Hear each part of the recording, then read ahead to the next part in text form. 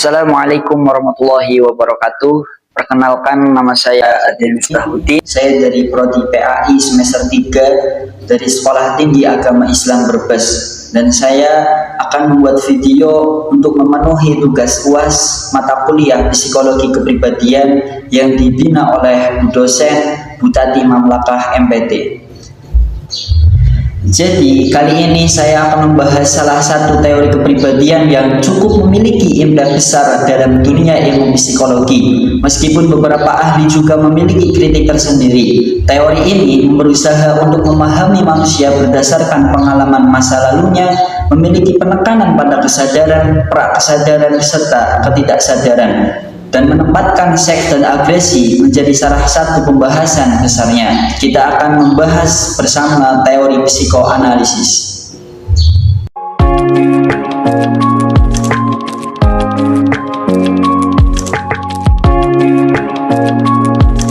Teori psikoanalisis ditetuskan oleh Sigmund Freud, seorang pria berkebangsaan Austria yang lahir pada tanggal 6 Mei 1856.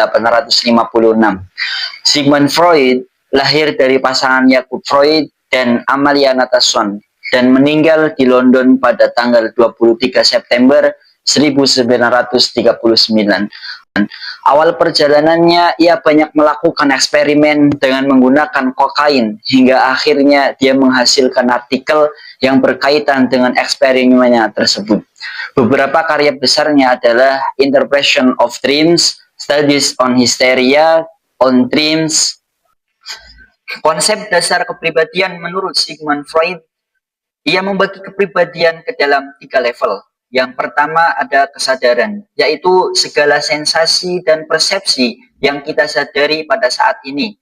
Yang kedua adalah bawah sadar, berisi semua dorongan atau insting yang tidak kita sadari, tapi ternyata berpengaruh terhadap perkataan, perasaan, ataupun perilaku kita. Dan yang ketiga adalah peran sadar, yang mana berada di tengah-tengah sadar dan juga bawah sadar. Dalam level ini berisi pikiran yang berada di bawah tetapi bisa timbul kesadaran. Freud juga mengenalkan 3 struktur dasar kepribadian. Yang pertama ada id, ego, dan superego. Id sepenuhnya berada di alam bawah sadar dan ia berkaitan erat dengan pleasure principle.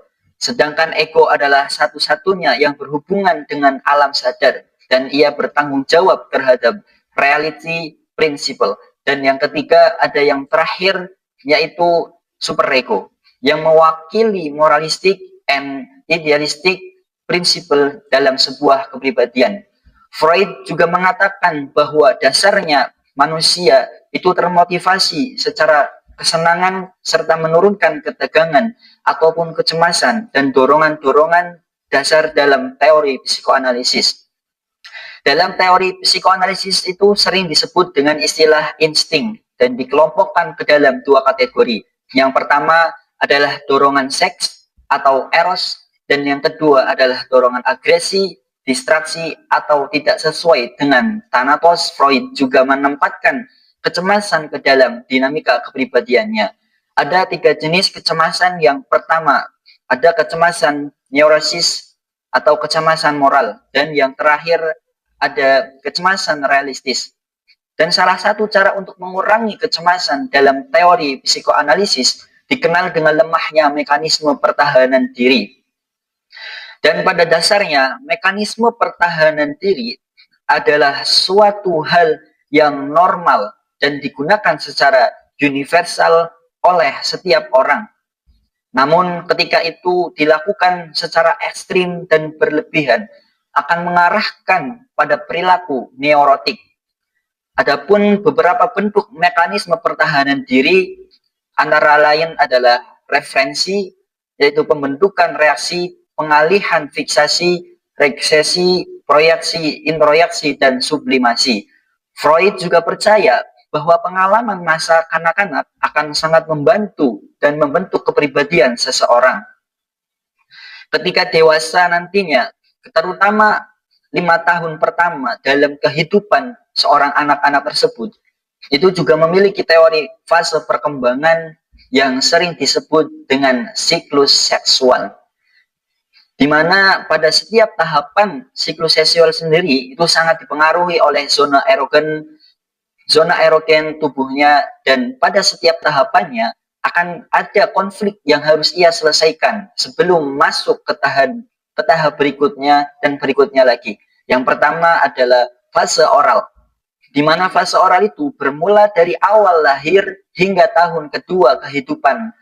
Fokus kekuasaannya berada di mulut seperti menggigit, menghisap, ataupun menelan. Dan ada dua perilaku pada tahap ini yang cukup dominan. Yang pertama adalah oral incorporative behavior, seperti menelan, dan yang kedua adalah oral statistic behavior, seperti meludah ataupun menggigit.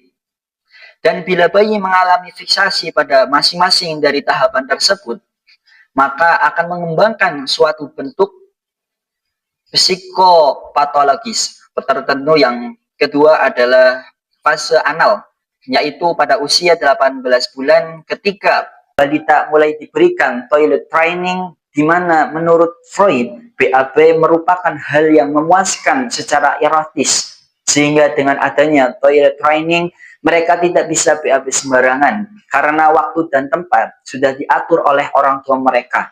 Yang ketiga adalah fase falik, yang merupakan fase terakhir dari pregenital dan memiliki konflik Darwin bermula pada usia 4 sampai 5 tahun, di mana konflik berpindah dari anus ke genital. Pada fase ini dapat terjadi yang dinamakan Oedipus kompleks pada anak laki-laki dan Elektra kompleks kepada anak perempuan. Dan pada tahap ini, anak laki-laki dapat merasakan yang namanya accession safety, sedangkan pada anak perempuan dapat merasakan penis and free. Yang keempat yaitu adalah fase laten, di mana anak mulai mengalami masa diam pada perkembangan psikoseksual. Yang kenapa? Karena cenderung dia akan disibukkan oleh kegiatan sekolah, hobi, ataupun aktivitas dengan teman-temannya. Dan pada usia ini, tiga struktur kepribadian yang tadi sudah saya sebutkan, yaitu id, ego, dan superego, telah dibentuk, dan cenderungnya ketiga hubungan tersebut telah terinstal. Yang terakhir adalah fase kelima, yaitu fase genital, yang dimulai ketika pubertas, di mana pada tahap ini hanya memiliki sedikit konflik dan tidak seintens sebelumnya. Freud tidak berfokus pada perkembangan setelah pubertas. Kenapa? Karena menurut Freud, perilaku ketika dewasa lebih ditentukan oleh masa kanak-kanak. Bagaimana teori psikoanalisis memandang psikologi? Psikoanalisis memandang bahwa psikologi muncul karena adanya kejadian traumatis pada masa lalu yang ternyata berusaha ia tekan ke alam bawah sadar mereka.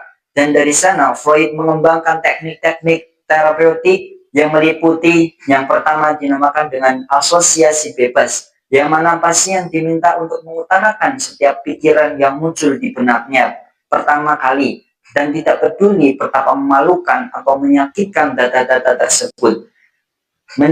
Data-data tersebut menjadi sana proyek melakukan interpretasi. Yang kedua adalah analisis mimpi, di mana terapis akan menginterpretasi mimpi-mimpi yang dialami oleh klien yang berdasarkan simbol-simbol yang muncul.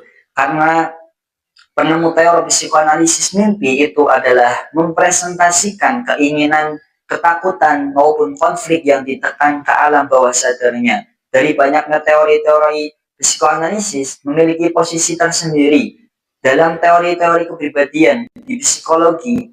Melalui paradigma psikoanalisisnya, teori ini berusaha untuk memahami manusia dari permukaan terluarnya hingga bagian terdalamnya, yaitu ketidaksadaran. Sebagaimana monopresi, apa yang tampak di permukaan bisa jadi hanya sebagian kecil dari keseluruhan gunung es seutuhnya. Salah satu kutipan Sigmund Freud, "Turn your eyes inward, look into your own depth, learn to first know yourself." Sekian dari saya. Wassalamualaikum warahmatullahi wabarakatuh.